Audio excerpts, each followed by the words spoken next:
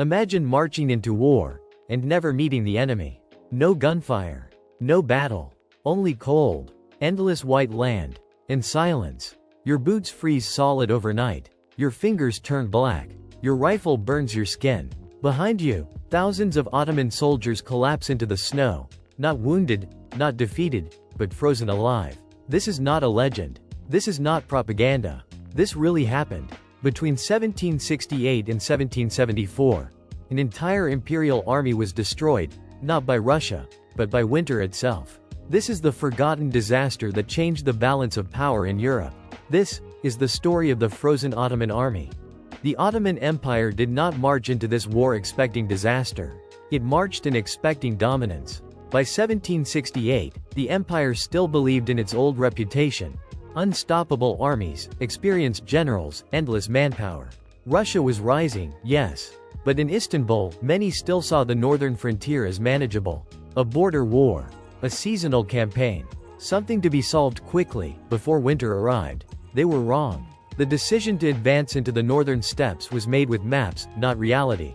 Generals calculated distances. They counted battalions.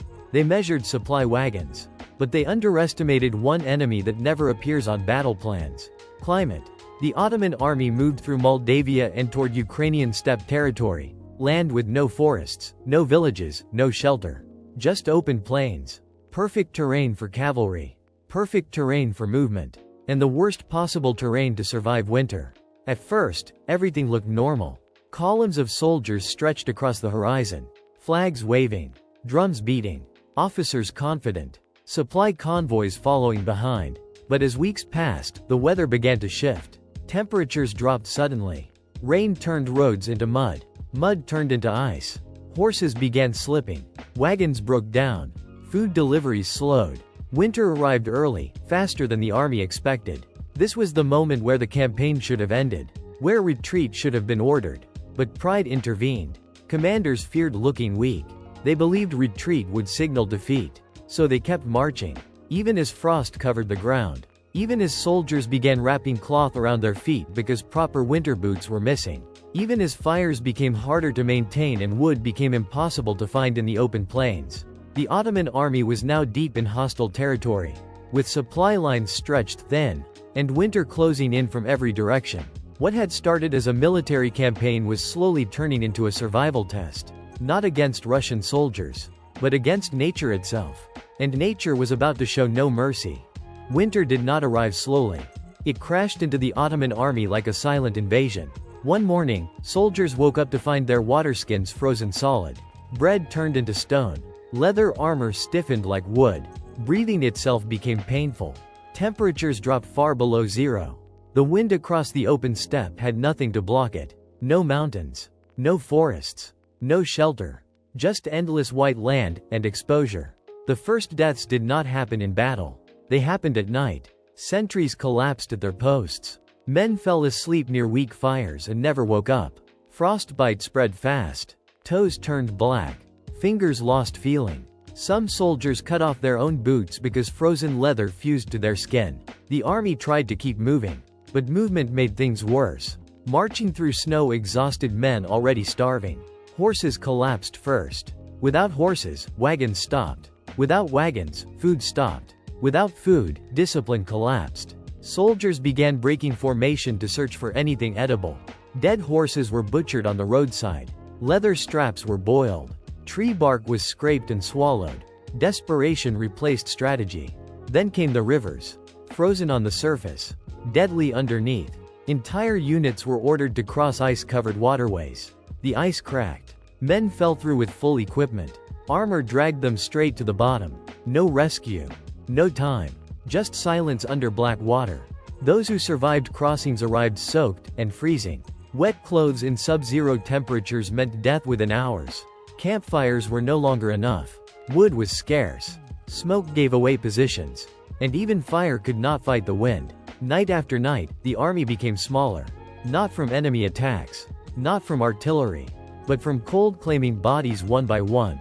Officers began losing control. Orders were ignored. Units mixed together. Formations disappeared. Men no longer thought about victory.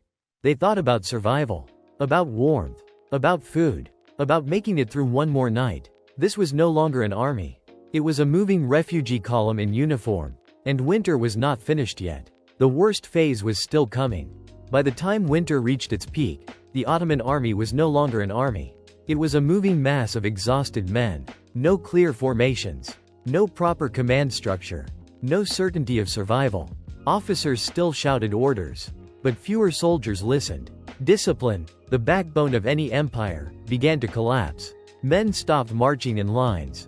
They drifted away from columns searching for warmth, shelter, or food. Some never returned. Famine followed cold like a shadow. Supply wagons had failed. Routes were blocked by snow. Horses had died. And without horses, logistics died with them. Rations were cut again and again. A soldier who once received full bread portions now received crumbs. Soon even crumbs disappeared. Men began eating anything they could find. Dead horses were stripped down to bone. Leather belts were boiled into soup. Wood shavings were swallowed. Some soldiers chewed on frozen grass, not for nutrition, but to trick their minds into believing they were eating. Hunger weakened bodies. Cold finished the job. Disease spread through camps like invisible fire. Typhus. Dysentery. Infections caused by frostbitten wounds. Men too weak to stand collapsed into snow. Those who fell behind rarely stood up again. Entire regiments slowly dissolved. Some units lost half their men without ever encountering Russian troops.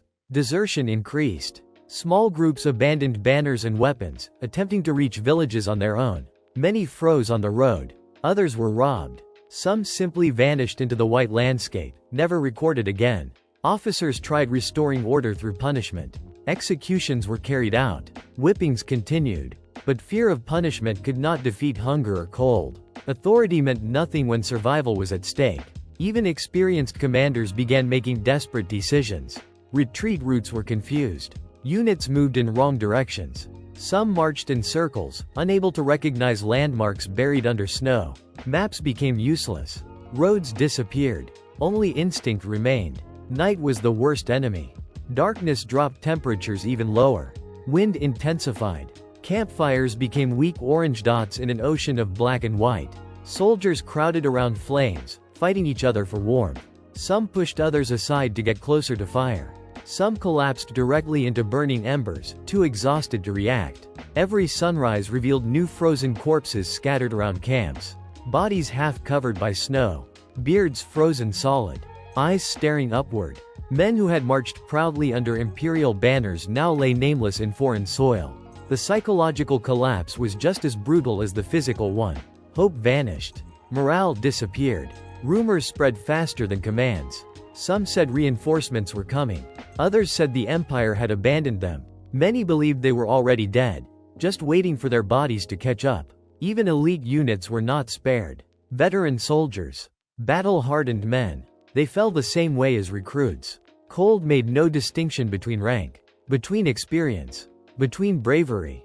By the end of the winter phase, tens of thousands were gone. Not captured.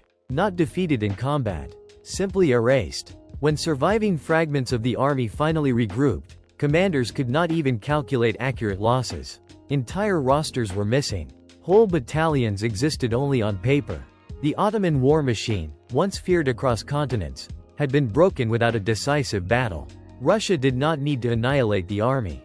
Winter had already done it. What remained was weak, exhausted, demoralized, and vulnerable. The empire had not only lost soldiers, it had lost momentum, confidence, and strategic control of the war. From this moment forward, the balance of power shifted permanently. When spring finally arrived, the snow melted, but the damage could not be undone. What returned from the northern front was not a victorious army. It was the remains of broken units, half-empty regiments, officers commanding shadows of their former forces. The Ottoman Empire had lost tens of thousands of soldiers, not in glorious battles, but frozen in silence. Russia understood this immediately. They did not rush massive assaults. They waited. They advanced carefully. Because they knew something had changed. The Ottoman army was no longer strong enough to dominate the battlefield. This imbalance led directly to one of the most humiliating treaties in Ottoman history. In 1774, the Treaty of Küçük Kaynarca was signed. For the first time, the Ottoman Empire officially accepted Russian political influence over Muslim populations. For the first time, Russian ships gained access to the Black Sea. For the first time, the empire publicly revealed weakness to Europe. This was not just a military loss. It was a psychological fracture. The myth of Ottoman invincibility, built over centuries, cracked permanently. And Russia's rise as a continental superpower accelerated. But the true lesson of this war is deeper than politics. No general was defeated in a legendary duel. No capital was burned to the ground. No single battlefield decided the outcome. Instead, an invisible enemy won. Cold, wind, hunger, distance, logistics, nature itself. The Ottoman soldiers who froze in foreign lands were not cowards. They marched. They endured. They suffered. But they were sent into an environment their empire was not prepared to fight. History remembers cannons. History remembers flags. History remembers generals. But history often forgets the silent killers. The frozen nights. The empty supply wagons. The boots that cracked apart. The soldiers who never fired their weapons, because they never met the enemy. When we look back at this war today, we don't just see a military campaign. We see a warning. That no empire is immune to reality. That power collapses when preparation fails. That arrogance can be punished, without a single shot fired. Russia didn't defeat the Ottoman Empire with artillery alone. Winter finished the job. So the next time you see maps of empires expanding and armies marching proudly forward, remember this story. Because sometimes, the deadliest battlefield is not marked on any map.